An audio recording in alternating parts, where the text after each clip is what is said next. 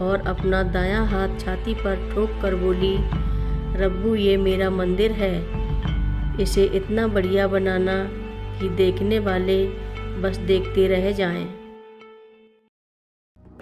नागेन्द्रहाराय त्रिलोचनाय भस्माङ्गरागाय महेश्वराय नित्याय शुद्धाय दिगम्बराय तस्मै नकाराय नमः शिवाय।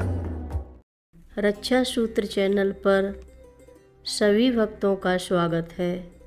हम सभी भक्तों को महाराज जी की अद्भुत पावन कथाएं सुनाने जा रहे हैं। कृपया सभी भक्त ध्यान से सुने। एक बार जीवंती माँ ने बाबा जी से कहा कि सब जगह हनुमान जी और अन्य देवी देवताओं की बड़ी बड़ी मूर्तियाँ प्रतिष्ठित की जा रही हैं, हमारे लिए आप कब करेंगे? बाबा जी ने जवाब में कहा कि मैं ऋषिकेश में हनुमान जी की एक 27 हाथ की अर्थात 42 फुट ऊंची मूर्ति बनवाऊंगा। अपना शरीर छोड़ने से पहले बाबा जी ने ऋषिकेश के वीरभद्र इलाके में एक जंगल के टुकड़े का प्रबंध कर दिया था। वे वहीं के आश्रम की ज़मीन के पास के एक आदमी के जिम्मेदारी में 20,000 ईंटें और 20,000 रुपये भी दे गए थे। बाबा जी की देह छूटते ही जिस आदमी को ये ईंटें और पैसे सौंपे गए थे, उसने वो सब कुछ ज़मीन, पैसा और ईंटें दबा लिए। उस ज़मीन पर अपने लिए खेती करने लगा। यही नहीं, उसने आसपास का जंगली इलाका भी हथिया लिया और अपने लाभ के लिए उसे बसा भी दिया। सिद्धि माँ ने सबसे पहले तो कैंची हनुमानगढ़ी और अन्य स्थलों के सुचारू रूप से चलने की व्यवस्था की और तब बाद में उनका ध्यान उस ज़मीन की ओर गया जिसके बारे में बाबा जी ने उन्हें बताया था। श्री परीक्षित कुमार चोपड़ा जी उन दिनों उत्तर प्रदेश सरकार के जल संस्थान विभाग के सर्वोच्च अधिकारी थे और तब देहरादून में पदासीन थे। माँ ने उनसे मंदिर बनाने के लिए वन प्रदेश से जो ज़मीन का टुकड़ा पहले के वक्त में निर्धारित किया गया था, उसके बारे में पता करने के लिए कहा। श्री चोपड़ा जी ने अपनी तरफ से तो उसके बारे में पता करने की पूरी कोशिश की, परंतु सारी गड़बड़ी को अच्छी तरह ढक दिया गया था।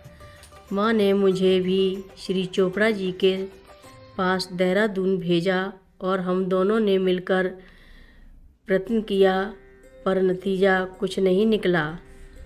एक दिन चोपड़ा साहब अपनी गाड़ी में रेलवे फाटक के पास उसके खुलने का इंतज़ार कर रहे थे। अंधेरा हो चला था और वे इसी सोच विचार में थे कि मुझे मंदिर की ज़मीन पता करने में सफलता क्यों नहीं मिली। चोपड़ा जी अभी इसी तरह की सोच में डूबे हुए थे कि एकाएक उन्होंने देखा कि एक छोटी सी दाढ़ी वाला और कम्बल लपेटे एक वृद्ध सा आदमी गाड़ी की खिड़की के पास खड़ा है। वो आदमी उनसे बोला कि क्या तुम हनुमान जी के मंदिर वाली ज़मीन ढूंढ रहे हो? वो वृद्ध फिर बोला कि मुझे उस आदमी के बारे में पता है, उसकी नीयत बदल गई है और अब तो उस ज़मीन को हथियाना चाहता है। वो चोपड़ा जी को सही पते तक ले गया और उस जगह की ओर इशारा करके गायब हो गया।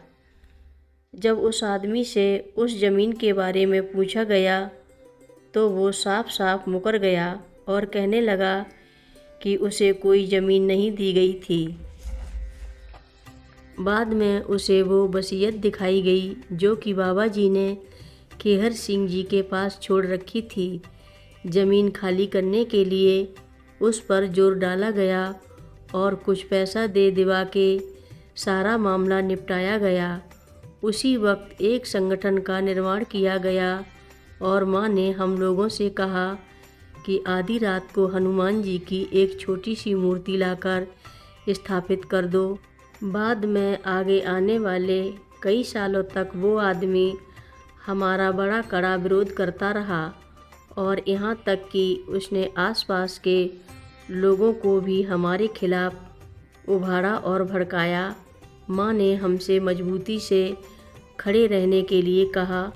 जिन दिनों मामला कुछ दुष्कर और असाध्य हो रहा था, तब ऋषिकेश में एक रात को 10 बजे के करीब मैं माँ के चरणों में बैठा हुआ ये सोच रहा था कि अंतगोत्वा ये मामला कैसे निपटेगा।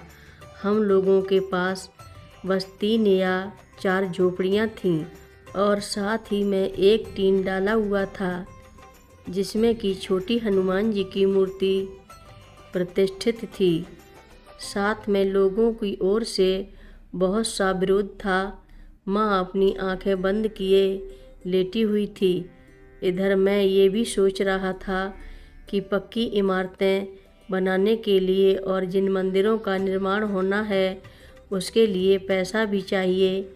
एकाएक माँ अपने बिस्तर पर उठकर बैठ गई और अपना दायां हाथ छाती पर ठोक कर बोली, रब्बू ये मेरा मंदिर है, इसे इतना बढ़िया बनाना कि देखने वाले बस देखते रह जाएं।